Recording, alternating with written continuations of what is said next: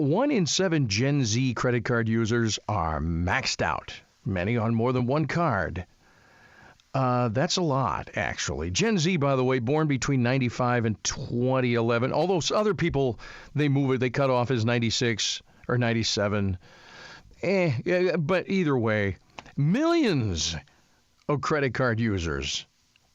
Once you get that hole going, it's like a vortex, just suck you down, and it's hard to get out. Monika Hengesbach, I hope I'm getting that right, is a tax-saving expert, CEO of Decision Financial Services, 30 years experience in trying to keep things balanced budget-wise. Monika, welcome to your morning wake-up. Yeah, good morning. Thank you for having me. Your balance sheet every month at your house is probably perfect, isn't it? You have heard the old saying, the roofer's roof leaks, the cobbler's kids go barefoot. Well, that's the same thing in the accounting world as well. Yeah. But you know what? It's harder than ever to make that balance when, eggs and butter and everything else is going up and although gas is going down for us right now, but that's harder than ever. A lot of people are just paying their regular bills on a credit card, which I would suggest that's probably not the right thing to do.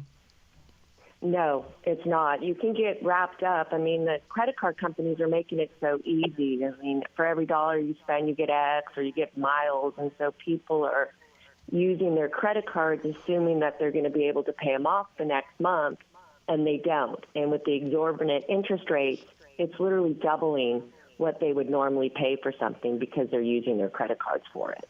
But cash is so tight. Paycheck. I know so many people who are paycheck to paycheck, and I've had to do that, excuse me, in the past my own self. Are we past the time where just a regular job, maybe even working at the same job dad or mom did, can pay all your bills? That's $1 million question. The problem is that the cost, the inflation, the cost of rent, the cost of food, particularly with the Gen Z, the student loan debt is well exceeding what they can get for their wages. And so I think what has to happen is we have to go back to disciplining ourselves. We have to create a budget. We have to live within our means. There's no more competing with the Joneses that was so popular back in the early 2000s. We really just need to get focused and live within what we can afford. Okay, easier said than done. Yes. And I think it's generational now because this kind of stuff's been going on for so long. Gen Z didn't have parents who taught them how to do it. You see what I'm saying? Yes. You're absolutely how correct. do we get out of this? It's a vortex, like I said. How in the world? It just takes discipline, I suppose. It takes discipline, and unfortunately, it takes change from above. I mean, why all of a sudden have the cost of education gone so high? We have rising rent. All of a sudden it seems like, well, then we have rising interest rates. So people who want to rent their homes have to rent it for more than the food costs. It just is this spiral. And until you can get down to the bottom of what is actually creating this spiral, change is going to be very difficult. Yeah. And all we're doing is reactionary. And you can only be reactionary for so long. Because circumstances change so quick, and away you go. Even baby boomers, I think, can they even retire anymore? That is what's been the big question, and that's the fear in the new generation is that are they going to be able to retire because of the massive amount of debt that they have? And I think it's a scary process. It goes again with the baby boomers and the other generations being very disciplined. It truly goes back to being comfortable with living within your means.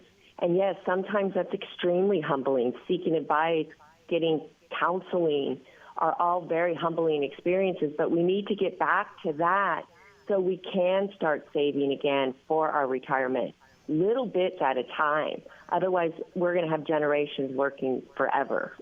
All right, Monika, put it in real world terms, because we can say that, but someone listening to this right now, what's the first step they should do? So the first step they should do is create a budget. And there's some great apps out there. I mean, there's an app called You Need a Budget, YNAB. Yes, it costs money, but for the beginning part, it's free. There is, and once you've created that financial budget, then avoid the unnecessary debt. I mean, we've all recently heard about the $18 Big Mac meal, right? Yeah. We don't need to be going out there and charging our credit cards for fast food. Buy groceries, cook them, budget that. So start to avoid unnecessary debt. And then try to look, I know this is going to be difficult, but try to look for opportunities to increase income. Maybe it is looking for another job. Maybe it's adding a side hustle. Anything like that that could potentially help you pay down your debt. And then the last thing I would be is just to be mindful of your own spending and your own lifestyle habits. I mean, do you really need a $400 haircut? So try to really figure out what you're doing and cut those. Be really realistic at your situation today. And you're going to start to see big changes in your debt, which will then afford you the opportunity to save. Side hustle, big time. I'm a proponent of that. You know what I started doing with my hair, Monica? I had a talk with my hair probably a couple of years ago, and I just asked it to start falling out so that I didn't have to cut it anymore. And it's obeying me, so that's kind of cool. Monika Hengesbach, we appreciate you this morning. Thank you so much. I'll go balance those checkbooks or whatever. Okay, thank you. See you later. 1320 WILS.